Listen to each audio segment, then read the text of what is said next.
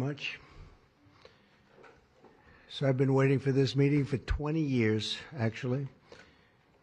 And it's not that everything's 100% understood or known, but I think we've made a lot of strides. Wish it was done a long time ago. Today we're delighted to be joined by America's top medical and public health professionals as we announce historic steps to confront the crisis of autism. Horrible, horrible crisis. I want to thank the man who brought this issue to the forefront of American politics along with me. And we actually met in my office, is it like 20 years ago, Bobby? It's probably 20 years ago in New York. I was a developer, as you probably heard, and I always had very strong feelings about autism and how it happened and where it came from. And he and I don't know, the word got out, and I wouldn't say that people were very understanding of where we were, but it's turning out that we understood a lot more than a lot of people who studied it, we think. And I say we think because I don't think they were really letting the public know what they knew. Thanks as well to the director of the National Institute of Health, Dr. Jay Bhattacharya, FDA Commissioner Dr. Marty McCary. These are great people. Administrator of the Centers for Medicine and Medicaid Services, Dr. Mehmet Oz, and Acting Assistant Secretary of HHS, Dr. Dorothy Fink. So thank you all. Thank you, Dorothy, very much. The meteoric rise in autism is among the most alarming public health developments in history. There's never been anything like this. Just a few decades ago, 1 in 10,000 children had autism. So that's not a long time. And I've always heard, you know, they say a few, but I think it's a lot less time than that. It used to be 1 in 20,000, then 1 in 10,000. And I would say that's probably 18 years ago. And now it's 1 in 31, but in some areas it's much worse than that, if you can believe it, 1 in 31. And I gave numbers yesterday. For boys, it's 1 in 12. I was told that's in California where they have for some reason, a more severe problem. But whether it's 1 in 12 or 1 in 31, can you imagine? That's down from 1 in 20,000, then 1 in 10,000. And now we're at the level of 1 in 12 in some cases for boys. 1 in 31 overall. So since 2000, autism rates have surged by much more than 400%. Instead of attacking those who ask questions, everyone should be grateful for those who are trying to get the answers to this complex situation. And the first day all of these great doctors behind me were there, I told them this is what we have to find out. Because when you go from 20,000 to 10,000 and then you go to 12, you know there's something artificial. They're taking something. And by the way, I think I can say that there are certain groups of people that don't take vaccines and don't take any pills that have no autism. That have no autism. Does that tell you something? That's currently, is that a correct statement, by the way? There are some studies that suggest that, yeah, with the Amish, for example. The Amish, yeah, virtually. I heard none. See, Bobby wants to be very careful with what he says, and he should, but I'm not so careful with what I say. But you have certain groups. The Amish, as an example, they have essentially no autism. First, effective immediately, the FDA will be notifying physicians that the use of acetaminophen,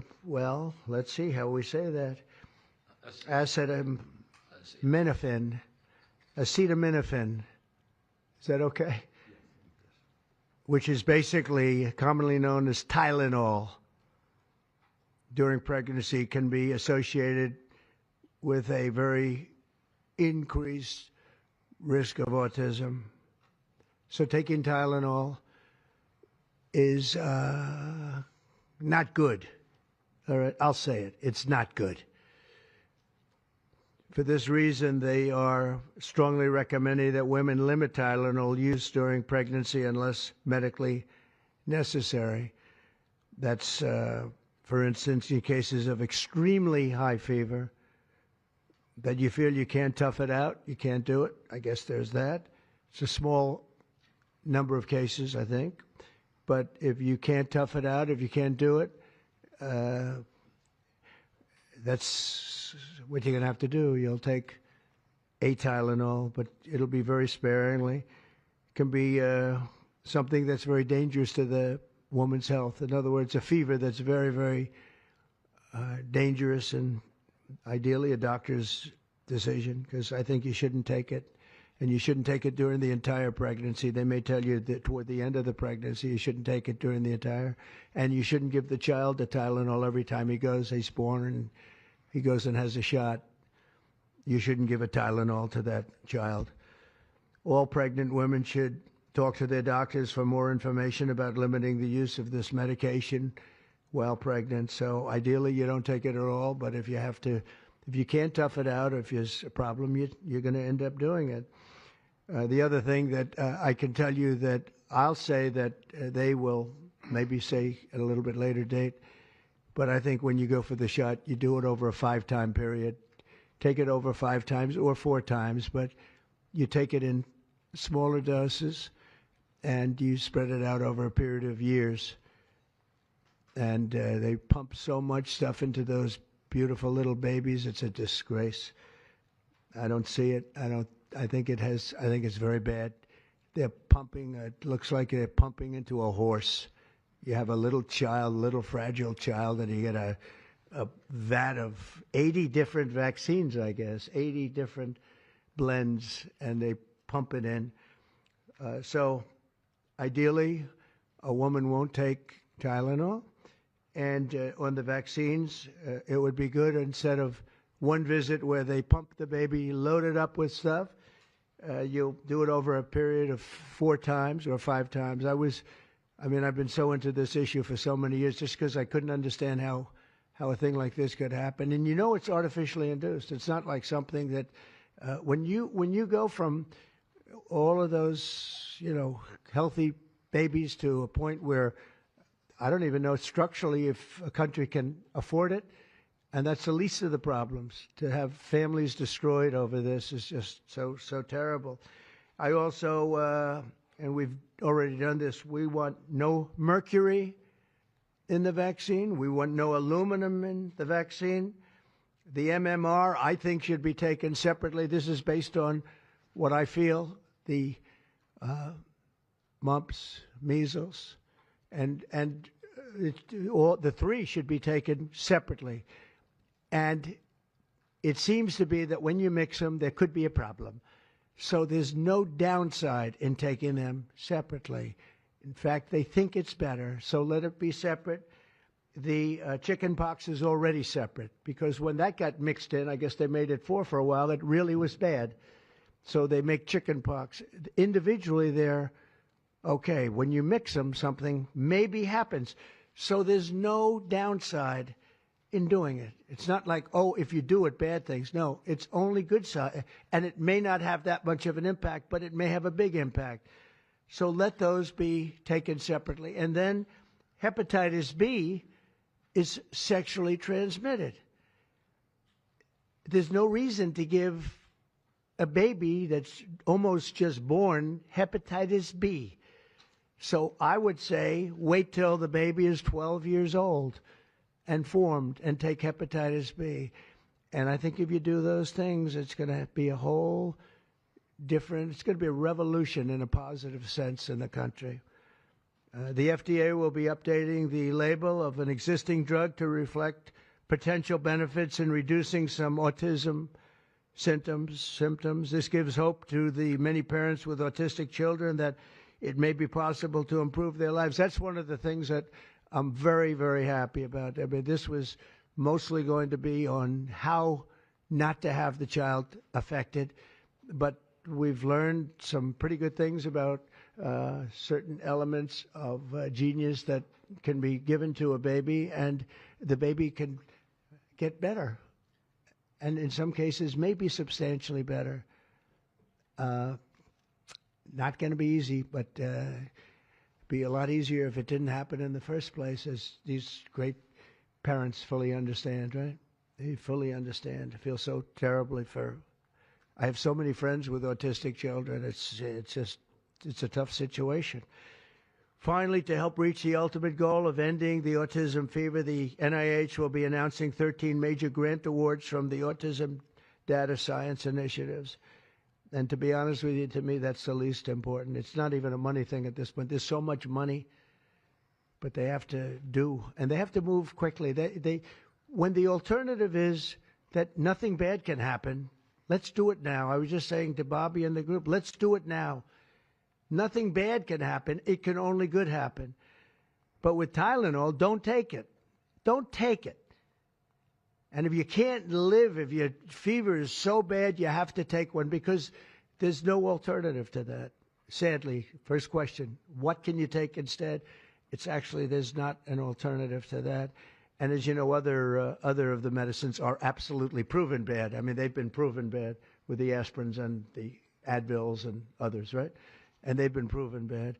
So I'd like to ask Bobby to get up to the podium and say a few words, and then Dr. Bhattacharya and Dr. McCary, Dr. Oz, Dr. Fink, followed by two incredible mothers that have experienced firsthand what this country is going through, what parts of the world are going through. And I will say there are parts of the world that don't take Tylenol. I mean, there's a rumor, and I don't know if it's so or not, that Cuba, they don't have Tylenol because they don't have the money for Tylenol, and they have virtually no autism, okay? Tell me about that one. And there are other parts of the world where they don't have Tylenol, where they don't have autism. That tells you a lot. And I want to say it right now. And, you know, the way I look at it, don't take it. Don't take it. There's no downside in not taking it. So I'd like to ask Bobby to come up and say a few words. I hope I didn't ruin his day, but that's the way I feel. I've been very strong on this subject for a long time. You know, life is common sense, too. And there's a lot of common sense in this, and I wish things like this were brought up. And this group has worked so hard on it, but I'd like to be a little bit more, a little speedier in the process of a recommendation, because there's no harm in going quicker. There's absolutely no harm. At worst, there's no harm. Thank you very much. Bobby, please. Thank you, Mr. President. To meet the President's challenge, I ordered HHS to launch an unprecedented all-agency effort to identify all causes of autism, including toxic and pharmaceutical exposures. At President Trump's urging, NIH, FDA, CDC, and CMS are turning over every stone to identify the etiology of the autism epidemic and how patients and parents can prevent and reverse this alarming trend. We have broken down the traditional silos that have long separated these agencies, and we have fast-tracked research and guidance. Historically, NIH has focused almost solely on politically safe and entirely fruitless research about the genetic drivers of autism. And that would be like studying the genetic drivers of lung cancer without looking at cigarettes. And that's what NIH has been doing for 20 years. As a result, we don't have an answer to this critical question, despite the cataclysmic impact of the epidemic on our nation's children. We are now replacing the institutional culture of politicized science and corruption with evidence-based medicine. NIH research teams are currently testing multiple hypotheses with no area off limits. We promise transparency as we uncover the potential causes and treatments, and we will notify the public regularly of our progress. Today, we are announcing two important findings from our autism work that are vital for parents to know as they make these decisions. First, HHS will act on acetaminophen. The FDA is responding to clinical and laboratory studies that suggest a potential association between acetaminophen use during pregnancy and adverse neurodevelopmental outcomes, including later diagnosis for ADHD and autism. Scientists have proposed biological mechanisms linking prenatal acetaminophen exposure to altered brain development. We have also evaluated the contrary studies that show no association. Today, the FDA will issue a physician's notice about the risk of acetaminophen during pregnancy and begin the process to initiate a safety label change. HHS will launch a nationwide public service campaign to inform families and protect public health. FDA also recognized that acetaminophen is often the only tool for fevers and pain in pregnancy, as other alternatives have well-documented adverse effects. HHS wants, therefore, to encourage clinicians to exercise their best judgment in the use of acetaminophen for fevers and pain in pregnancy by prescribing the lowest effective dose for the shortest necessary duration and only when treatment is required. Furthermore, thanks also to the politicization of science, the safety of acetaminophen against the risk of neurodevelopmental disorders in young children has never been validated. Prudent medicine, therefore, suggests caution in acetaminophen use by young children, especially since strong evidence also has associated it with liver toxicity. Some studies have also found the use of acetaminophen in children can potentially prolong viral illnesses. FDA will drive new research to safeguard mothers, children, and families. In addition to a possible acetaminophen connection to autism for pregnant women, infants, and toddlers, our research has revealed that folate deficiency in a child's brain can lead to autism. We have also identified an exciting therapy that may benefit large numbers of children who suffer from autism. Peer-reviewed literature has documented that up to 60% of folate-deficient children with ASD can have improved verbal communications if given leucovorin. I have instructed NIH, FDA, and CMS to help doctors treat children appropriately. Jay will help tell that story, which started with sound science, the kind that restores faith in government. This announcement also represents a historic collaboration between NIH, FDA, CDC, and CMS. We expect this to be the first of many announcements over the coming years that deliver actionable information to parents on underlying cause of autism and the potential paths for prevention and reversal. Finally, autism is a complex disorder with multifactorial etiology. We are continuing to investigate a multiplicity of potential causes with no areas of taboo.